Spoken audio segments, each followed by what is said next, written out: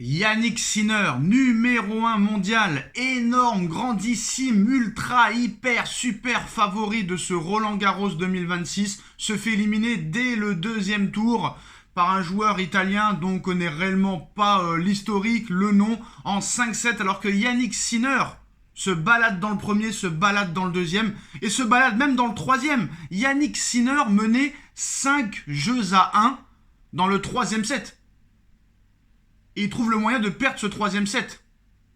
Et comme Nadal, à l'époque où Nadal se faisait éliminer à Roland-Garros, on se rappelle que Nadal s'était fait éliminer à la surprise générale en 2009 contre Soderling, ça trouve des excuses.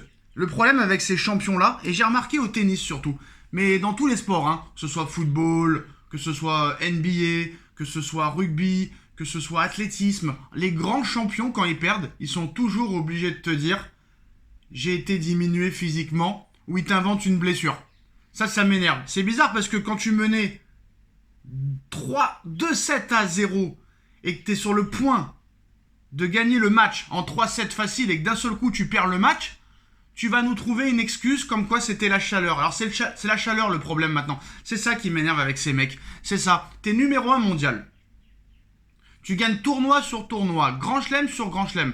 Là on t'annonce que ton principal concurrent, Carlos Alcaraz, est forfait pour Roland-Garros. Donc là, ça te laisse un boulevard énorme. Là, très clairement, tu n'as pas d'adversaire. Alors qu'est-ce qui s'est passé réellement? Est-ce que déjà, avant de rentrer dans le cours, il se croyait au troisième tour? Est-ce que avant de commencer même le premier tour, il se voyait déjà vainqueur à Roland-Garros? Là, tu joues, certes, sous un cagnard incroyable. Mais ces mecs-là, quand même, se plaignent depuis des années qu'à Paris, au mois de mai, il fait froid, qu'il pleut tous les jours. Là, t'as enfin du soleil, t'as enfin de la chaleur et tu viens de plaindre après. Je suis désolé de le dire, on va un petit peu analyser cette défaite de Yannick Sinner, mais je veux aller plus loin.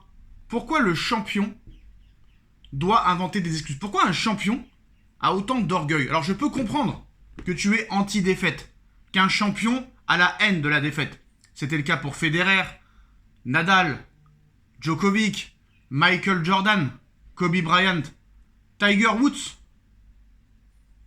Schumacher en Formule 1, Karabatic au handball, en athlétisme Usain Bolt. Mais jamais tu auras un champion qui dira « il a été meilleur que moi ». Nadal, à chaque fois, il cherchait des excuses de blessures, alors qu'avant le match, on parlait pas de blessures. Ça manque de ça. Après, je peux comprendre. Tu es un champion, incontestable et incontesté. Tu peux pas dire que l'adversaire a été meilleur. Mais essaye de trouver d'autres excuses. Je ne sais pas. Tous les champions ont perdu. Tous les champions ont connu l'échec. Donc pourquoi Yannick Sinner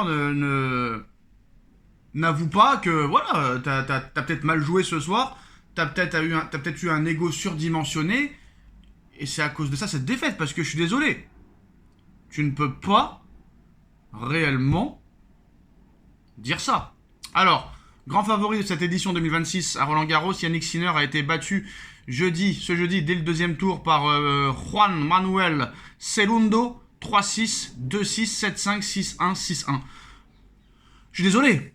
Déjà, les deux premiers sets, l'Italien n'a pas existé. Sinner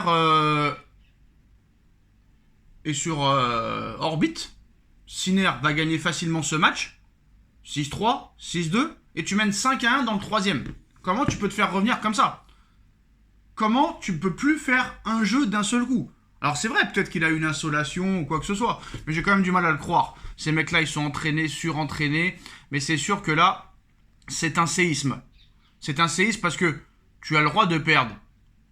Mais tous les tournois qu'a gagné Sinner, Alcaraz n'est pas là, personne n'aurait cru qu'il se serait fait éliminer au deuxième tour. Encore, tu me dirais quart ou demi, je te dis ça arrive, sur un match, tout est possible. Tu peux pas tout le temps gagner pendant des années, mais là, quand même, le deuxième tour, c'est quand même très chaud. Et très compliqué. Donc voilà, après on sait qu'il va rebondir. Mais moi je suis sûr que cet Italien qui a battu Sinner va se faire éliminer lors du prochain tour. Vous verrez qu'il ne gagnera pas Roland-Garros. Alors là c'est un boulevard pour Djokovic. C'est un boulevard pour Djokovic qui peut-être à 40 ans ou 38 ans, je ne sais pas, va gagner un 25e Grand Chelem. Ce serait quand même incroyable. Mais bon, si Djokovic gagne, on dira il n'y a pas Alcaraz, il n'y a pas Sinner, il n'y a pas machin, il n'y a pas bidule. C'est toujours comme ça. C'est ça qui est un peu décevant dans le sport de haut niveau maintenant. Voilà, malheureusement, le tennis n'a jamais été aussi faible qu'à l'heure actuelle. T'avais que 2 champions. Là, t'en as 0 maintenant. Il reste Djokovic. Voilà. Donc, voilà, il faut arrêter de trouver des excuses. Sinner a perdu ce match. Sinner était immense favori à Roland-Garros. Et il s'est fait éliminer dès le 2e tour par cet Italien. Et voilà. Et moi, ce que je trouve aussi incroyable, et je vais clasher le tennis français, pourquoi les Italiens et les Espagnols sont aussi forts au tennis alors qu'ils n'ont même pas de grand chelem. Et nous, on a un Roland-Garros, on a un grand chelem. On a été choisi seulement parmi 4 pays sur 300 pour avoir un grand chelem. Et on est incapable d'avoir un Français digne de ce nom. Alors je sais ce que vous allez me dire. Moïse Kouamé, Sacha. Moïse Kouamé, inarrêtable. À 17 ans, qui se qualifie au 3e tour de Roland-Garros. Et oui, Moïse Kouamé est tout simplement insubmersible à seulement 17 ans. Le Français s'est offert Daniel Vallejo au terme d'un combat énorme en 5-7 pour rejoindre le 3e tour de Roland-Garros.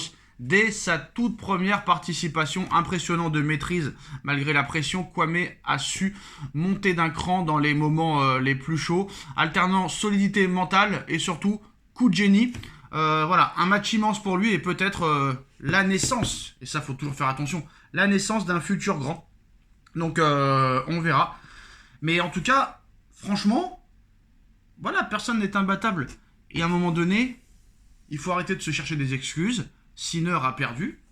Voilà, après je ne sais pas tous les détails et les aboutissants. Peut-être que vraiment il a eu une insolation, il a eu un problème physique, c'est possible. Mais de là à croire que tu n'arrives pas à finir un jeu en étant numéro 1 mondial, grand favori de la compétition, j'ai quand même du mal à le croire. Donc voilà. Et il faut arrêter la chaleur, faut arrêter. Ces mecs-là, ils sont payés des millions d'euros. Des millions d'euros. C'est bon, 34 degrés, c'est pas la première fois qu'il fait 34 degrés à Paris. Il faut arrêter un petit peu les bêtises. C'est clair, c'est net, c'est précis, voilà. Donc voilà, ultra favori, Yannick Sinner, éliminé au 2e tour de Roland-Garros, sans doute. Alors maintenant, voilà, c'est les dernières excuses, hein, il est touché à la hanche. Mais c'est bizarre, dans le premier set, dans le 2e set, et jusqu'à presque gagner le 3e, il n'avait pas de problème à la hanche. Voilà, toujours des excuses, ça m'énerve. Moi, je n'y crois pas, la blessure à la hanche. Et l'Italien a dû se faire soigner pendant la 3e manche qu'il a fini par perdre.